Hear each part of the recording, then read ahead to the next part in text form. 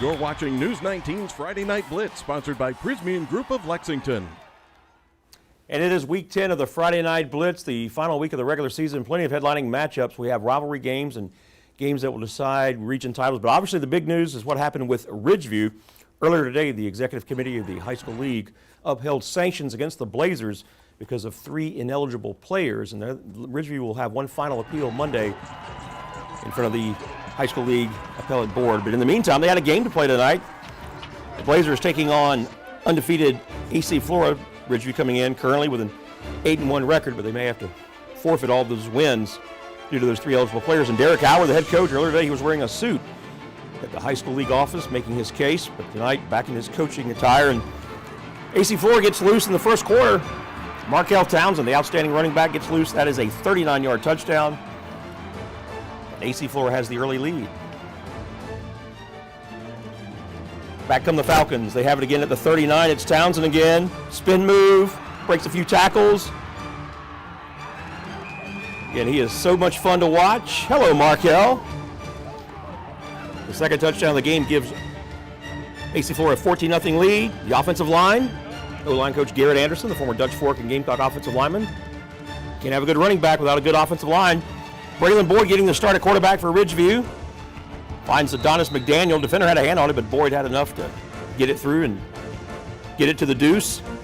And then from there, Marcus Kelly scores. 2-point conversion good, 14-8. Flora still leads, and AC Flora caps off a regular season undefeated. 31-22, the final again for Ridgeview, though.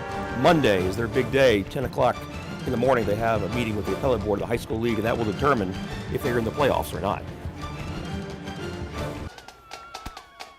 Senior night at WC Hawkins Stadium. This is the same region that Ridgeview is in. We go to the third quarter.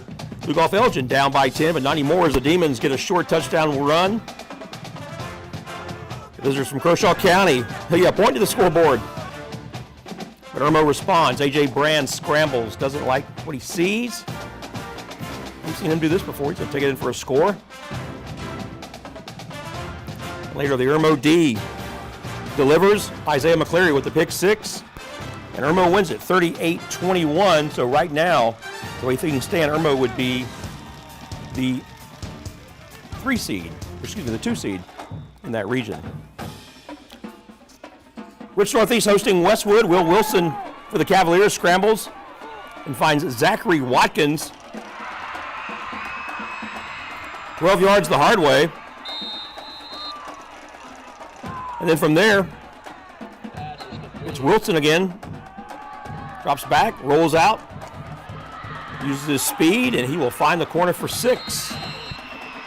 19-14, Cavaliers lead. The Westwood quarterback Dylan O'Neill to Kashawn Harrison, touchdown as he absorbs the hit. The Redhawks lead 21-19. But R&E fighting back in the closing minutes. Watch Wilson to Watkins again. This will go 27 yards down to the Westwood 1-yard line. That's where they have it, but the seconds are ticking down. R&E out of timeouts. And here's a stop by Westwood. And the Westwood D would hold, and the Redhawks win it 21-19. So right now, the way things stand, the Redhawks would be the 3 seed of the region. For now, that's obviously before Monday's appeal by Ridgeview. Lugoff Elgin right now stands as the 4 seed. 3A action, Chad Liebart and his Gilbert Indians hosting the Bearcats of Brooklyn Casey. And one of Gilbert's outstanding running backs, Elias Graham Woodbury, runs up the middle for a score. Bearcats trying to get on the board for the field goal attempt. Got the distance, but it is off. Right before the half, Bearcat defense comes through. Braddock is picked off in the end zone by Deshaun Washington. And Gilbert wins it, though, 35-21. Gilbert wins the Region 5 3A title. Over at Lower Richland, the Diamond Hornets taking on the Blue Devils of Dreer. And the home team opens up the scoring on this M.J. Smith quarterback sneak. 7-0. Lower Richland. A few plays later, score was tied at 7 until Luca Cruz sends it to Tyler Teasdale. Beats his man and finds the end zone, so Dreer is up 14-7. Now the next Dreer possession. Cruz and Fred Singletary botch the handoff, and it's picked up by the Hornets' Nate Branch, the East Carolina commit. We think of him playing offense, but he apparently can play defense too. That will set up the Diamond Hornets. It's Smith punching it in again, and LR wins it by a final of 28-20 over Dreer.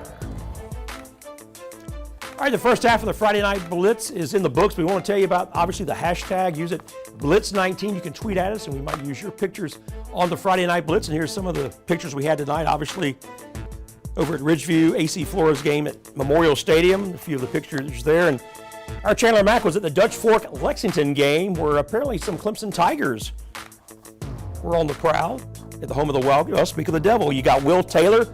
You got Antonio Williams in the middle. Who was that? That would be Cade Klubnik, who engineered that rally against Syracuse last Saturday. So again, hashtag Blitz19. The second half of the Friday Night Blitz will be coming up in just a few minutes. Stay with us.